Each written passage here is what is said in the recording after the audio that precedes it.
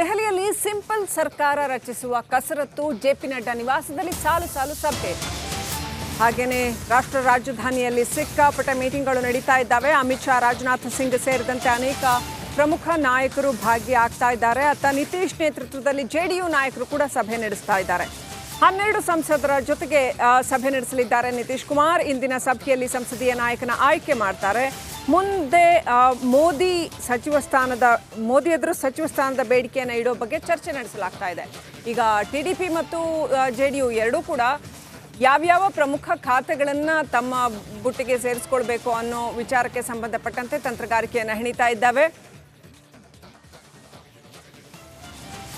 Update ಪಡ್ಕೊಳ್ಳೋಣ.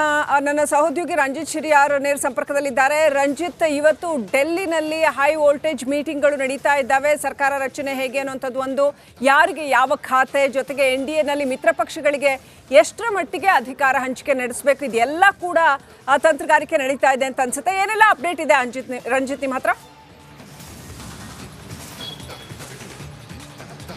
ಖಂಡಿತವಾಗ್ಲೂ ಕೂಡ ಶ್ರೀಲಕ್ಷ್ಮಿ, ಇವತ್ತಿನ ಈ ಮೀಟಿಂಗ್ ಬಹಳ ಪ್ರಾಮುಖ್ಯತೆಯನ್ನು ಪಡೆದುಕೊಂಡಿದೆ. ಒಂದು ಹಂತಕ್ಕೆ NDA ಸರ್ಕಾರವೇ ಅಧಿಕಾರಕ್ಕೆ ಬರುತ್ತೆ ಅನ್ನೋದು ಪಕ್ಕಾ ಆದ ನಂತರ ಯಾವ ಖಾತೆಯನ್ನು ಯಾರಿಗೆ ಕೊಡಬೇಕು ಅನ್ನೋದರ ಕುರಿತಾಗಿ ಚರ್ಚೆಗಳು ನಡೀತಾ ಇದೆ.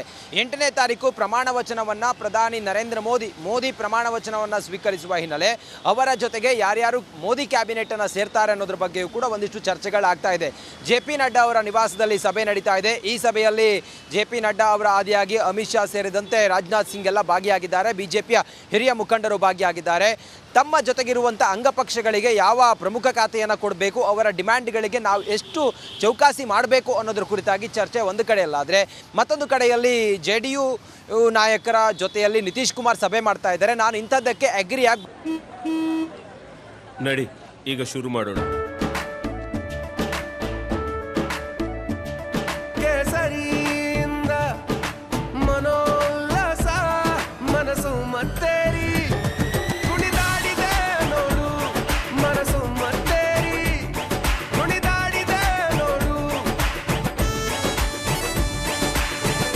ಕ್ಷಣ ಕ್ಷಣವೂ ಆಚರಿಸಿ ಕೇಸರಿ ಹಬ್ಬ. ವಿಮಲ್ ಬಾಯಲ್ಲಿ ಹೇಳಿ ಕೇಸರಿ. ಬಂದಿದ್ದೇನೆ NDA ನಾಯಕರ ಜೊತೆಗೆ ಅಥವಾ BJP ನಾಯಕರ ಜೊತೆಗೆ ಇಂಥ ಸ್ಥಾನವನ್ನು ಬೇಕು ಅಂತೇಳಿ ನಾನು ಕೇಳಿ ಬಂದಿದ್ದೇನೆ. ಯಾರನ್ನು ಆಯ್ಕೆ ಮಾಡಬೇಕು ಮತ್ತು ಸಂಸದೀಯ ನಾಯಕನ ಆಯ್ಕೆ ಮಾಡೋ ಕುರಿತಾಗಿಯೂ ಕೂಡ JDU ಮೀಟಿಂಗ್ ಇದು ಪ್ರಾಮುಖ್ಯತೆಯನ್ನು ಪಡೆದುಕೊಂಡಿದೆ. ಸದ್ಯಕ್ಕಂತೂ ಈಗ JP ನಡ್ಡಾ ಅವರ ಮನೆಯಲ್ಲಿ ನಡೀತಾ ಇರುವಂಥ ಈ ಮೀಟಿಂಗ್ ಭಾರಿ ಕುತೂಹಲವನ್ನು ಕೆರಳಿಸಿರೋದು. ಎಲ್ಲ ಕ್ಲಿಯರ್ ಆಗಿದೆ. NDA ಸರ್ಕಾರ ಅಧಿಕಾರಕ್ಕೆ ಬರೋದು ಕೂಡ ಪಕ್ಕಾ ಆಗಿದೆ. ಅಧಿಕಾರ ಹಂಚಿಕೆ ಮತ್ತು ಯಾರನ್ನು ಕರಿಬೇಕು, 8ನೇ ತಾರೀಕು ನಡೆಯುವಂಥ ಪ್ರಮಾಣ ವಚನ ಕಾರ್ಯಕ್ರಮಕ್ಕೆ ಯಾರನ್ನು ಕರಿಬೇಕು, ಇದೆಲ್ಲವೂ ಕೂಡ ಪ್ರಮುಖ ಆಗುತ್ತೆ. ಈ ಸಭೆಯಲ್ಲಿ ಇದನ್ನು ಚರ್ಚೆ ಮಾಡ್ತಾ ಇದ್ದಾರೆ. ಮತ್ತು ಕೋಆರ್ಡಿನೇಷನ್, ಈಗ JDU ಜೊತೆಯಲ್ಲಿ ಕೋಆರ್ಡಿನೇಷನ್ ಮಾಡೋದಕ್ಕೆ ಪಿಯೂಷ್ ಗೋಯಲ್ ಅವರಿಗೆ ಜವಾಬ್ದಾರಿಯನ್ನು ಕೊಡಲಾಗಿದೆ. ಇನ್ನು ಅಶ್ವಿನ್ ವೈಷ್ಣವ್ ಅವರಿಗೆ TDP ಕೋಆರ್ಡಿನೇಷನ್ ಮಾಡೋದಕ್ಕೂ ಕೂಡ ಸಮನ್ವಯತೆಯನ್ನು ಕಾಪಾಡೋದಕ್ಕೆ ಅವ್ರಿಗೆ ಜವಾಬ್ದಾರಿಯನ್ನು ಕೊಡಲಾಗಿದೆ.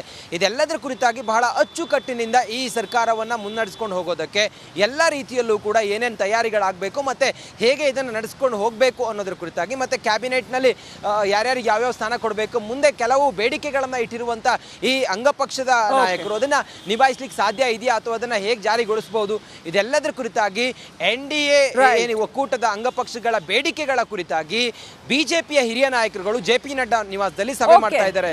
Srilakshmi, thank you Ranjith ಡೀಟೇಲ್ಸ್ಗಾಗಿ.